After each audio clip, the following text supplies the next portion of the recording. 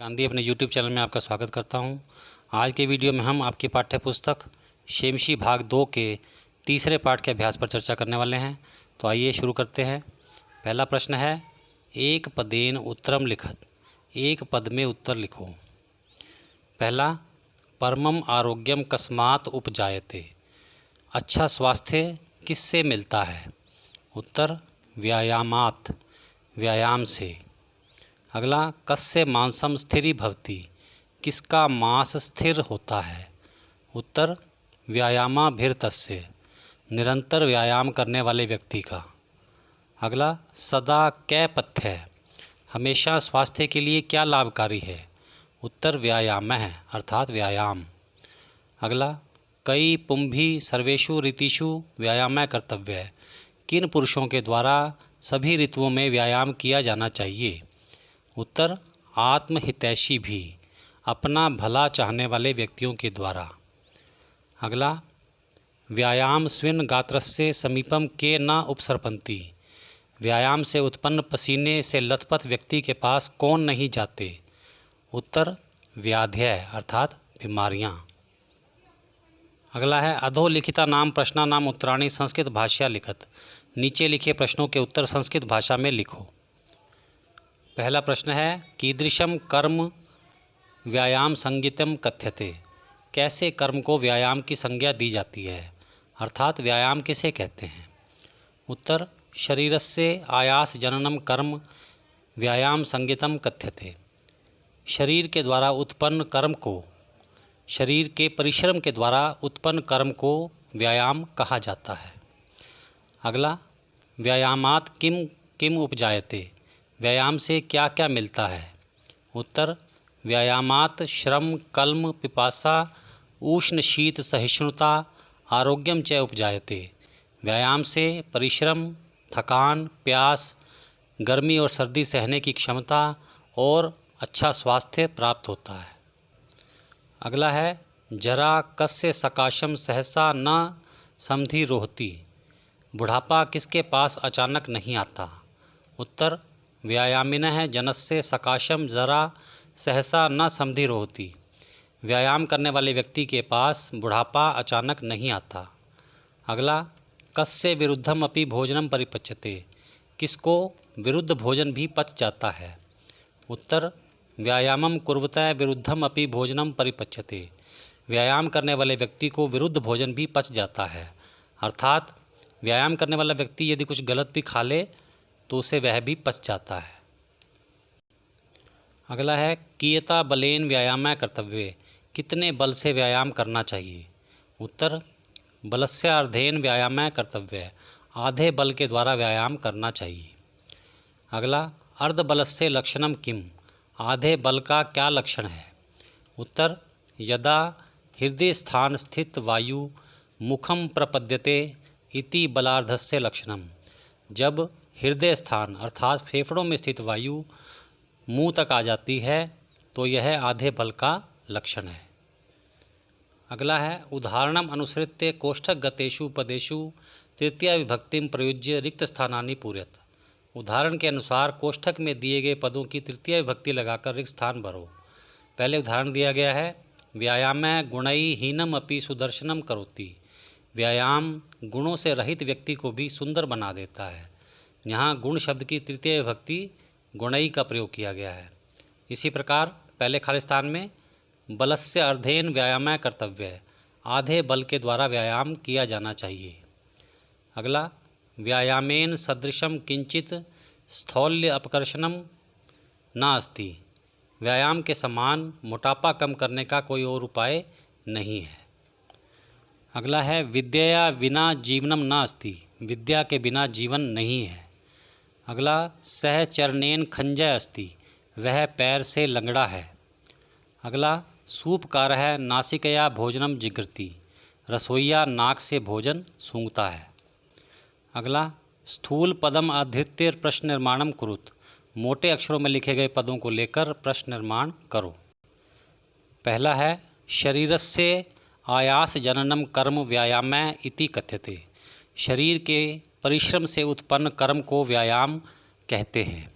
तो तो इसका प्रश्न बनेगा कस्य आयास जननम कर्म व्यायामः इति कथ्यते। किसके परिश्रम से उत्पन्न कर्म को व्यायाम कहते हैं। शरीरस्य के स्थान पर आ जाएगा कस्य और अंत में प्रश्नवाचक चिन्ह। अगला अर्यः व्यायामिनम न अर्दयन्ति। शत्रु व्यायाम करने वाले को नहीं कुचलते। तो प्रश्न बनेगा के व्यायामिनम न अर्दयन्ति। कौन व्यायाम करने वाले को नहीं कुचलते। अगला है आत्महितैषी भी सर्वदा व्यायाम कर्तव्य। अपना भला चाहने वाले व्यक्तियों के द्वारा हमेशा व्यायाम किया जाना चाहिए। तो प्रश्न बनेगा कई सर्वदा व्यायाम कर्तव्य। किन के द्वारा हमेशा व्यायाम करना चाहिए। अगला व्यायामम कुर्वतः विरुद्धम भोजनम अपि परिपच्यते। व्यायाम करने वालों को विरुद्ध भोजन भी पच जाता है। तो प्रश्न बनेगा व्यायामम कुर्वतः कीदृशम भोजनम अपि परिपच्यते। व्यायाम करने वालों को कैसा भोजन भी पच जाता है। अगला गात्राणाम सुविभक्तता व्यायामेन संभवति। अंगों की सुंदरता व्यायाम से संभव है। तो प्रश्न बनेगा केशाम सुविभक्तता व्यायामेन संभवति। किन की सुंदरता व्यायाम से संभव है। अगला है षष्ठ श्लोकस्य भावम आश्रित्य रिक्त स्थानानि पूरयत। छठे श्लोक के भाव को आधार बनाकर रिक्त स्थान भरो। यथा वैनतेयस्य समीपे उर्गा न गच्छन्ति। जिस प्रकार गरुड़ के पास सांप नहीं जाते। एवमेव व्यायामिनः जनस्य समीपे व्याधयः न गच्छन्ति। उसी प्रकार व्यायाम करने वाले व्यक्ति के पास बीमारियां नहीं जाती। व्यायामः वयो रूप गुणहीनम अपि जनम सुदर्शनम करोति। व्यायाम आयु रूप और गुण से रहित व्यक्ति को भी सुंदर बना देता है। अगला है व्यायामस्य लाभः इति विषयम अधिकृत्य पंचवाक्येषु संस्कृत भाषा एकम अनुच्छेदम लिखत। व्यायाम के लाभ इस विषय पर 5 वाक्यों में संस्कृत भाषा में एक अनुच्छेद लिखो। पहला वाक्य है व्यायामेन बलम वर्धते। व्यायाम से बल बढ़ता है। दूसरा व्यायामेन शरीरे रक्त संचारः सम्यक भवति। व्यायाम से शरीर में रक्त संचार ठीक प्रकार से होता है। तीसरा वाक्य अनेन आलस्यम नश्यति। इससे आलस्य नष्ट होता है। अगला व्यायामेन पाचन शक्ति वर्धते। व्यायाम से पाचन शक्ति बढ़ती है। अगला व्यायामः रूपहीनम जनम अपि सुदर्शनम करोति। व्यायाम रूपहीन व्यक्ति को भी सुंदर बना देता है। अगला है यथा निर्देशम उत्तरत। निर्देश के अनुसार उत्तर दो। पहला तत्कृत्वा तु सुखम देहम।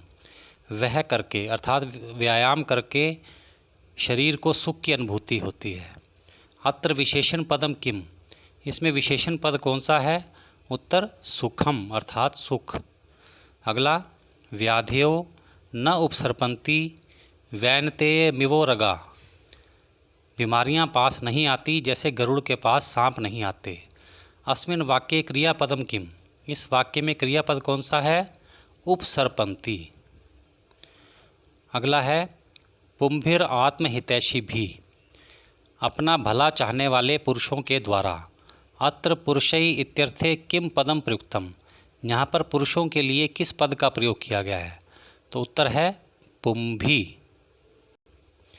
अगला है दीप्त अग्नि त्वमन आलस्यम स्थिरत्वम लाघवम मृजा।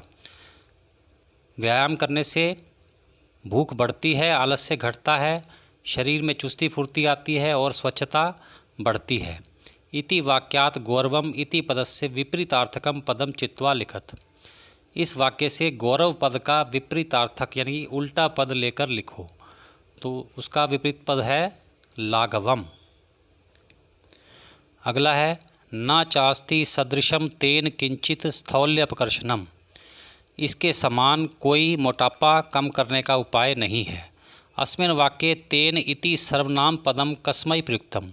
इस वाक्य में तेन सर्वनाम पद किसके लिए प्रयोग किया गया है। तो उत्तर है व्यायामाय व्यायाम के लिए। अगला है निम्नलिखिता नाम अव्यय नाम रिक्त स्थानेषु प्रयोगम कुरुत। नीचे लिखे अवयवों का रिक्त स्थान में प्रयोग करो। पहले हम इन अवयवों के अर्थ जान लेते हैं। सहसा अचानक, अपि भी, सदृशम समान, सर्वदा हमेशा, यदा जब, सदा हमेशा, अन्यथा नहीं तो। पहला वाक्य है सर्वदा व्यायाम कर्तव्य, हमेशा व्यायाम करना चाहिए। अगला, यदा मनुष्य सम्यक रूपेण व्यायामं करोति तदा स सदा स्वस्थः तिष्ठति, जब मनुष्य ठीक प्रकार से व्यायाम करता है तब वह हमेशा स्वस्थ रहता है। अगला, व्यायामेन असुंदरा अपि सुंदरा भवन्ति, व्यायाम से असुंदर अर्थात जो सुंदर नहीं हैं वह भी सुंदर बन जाते हैं। अगला, व्यायामिनः जनस्य सकाशम वार्धक्यम सहसा न आयाति, व्यायाम करने वाले व्यक्ति को बुढ़ापा अचानक नहीं आता। अगला, व्यायामेन सदृशम किंचित स्थौल्यपकर्षणम नास्ति, व्यायाम के समान मोटापा कम करने का और कोई उपाय नहीं है। व्यायामम समीक्ष्य एव कर्तव्यम अन्यथा व्याधयः आयान्ति, अच्छी प्रकार सोच समझकर व्यायाम करना चाहिए, नहीं तो बीमारियां आ जाती हैं। अगला है उदाहरणम अनुसृत्य वाच्य परिवर्तनम कुरुत, उदाहरण के अनुसार वाच्य परिवर्तन करो। प्यारे बच्चों, इंग्लिश में आप इन्हें एक्टिव वॉइस और पैसिव वॉइस के नाम से जानते हैं। पहला है आत्महितैषी भी व्यायाम क्रियते, अपना भला चाहने वाले व्यक्तियों के द्वारा व्यायाम किया जाता है।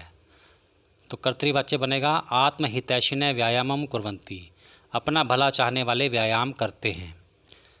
अगला, बलवता विरुद्धम अपि भोजनम पच्यते, बलवान लोगों के द्वारा विरुद्ध भोजन भी पचा लिया जाता है।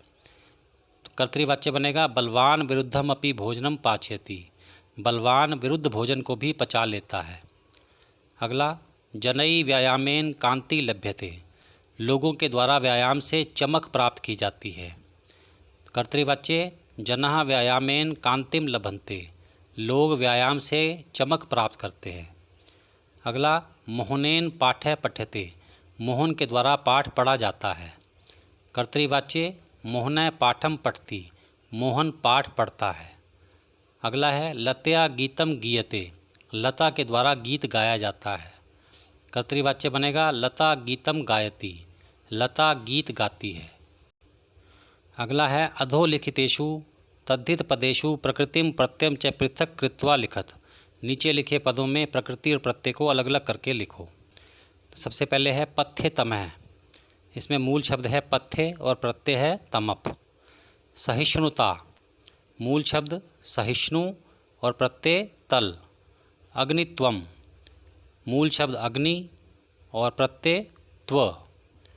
स्थिरत्वम, इसमें मूल शब्द है स्थिर और प्रत्यय त्व। लाघवम, मूल शब्द लघु और प्रत्यय अण। प्यारे बच्चों, इसी के साथ आज का वीडियो समाप्त होता है। अगर आपने इस चैनल को सब्सक्राइब नहीं किया है तो अवश्य कर लें।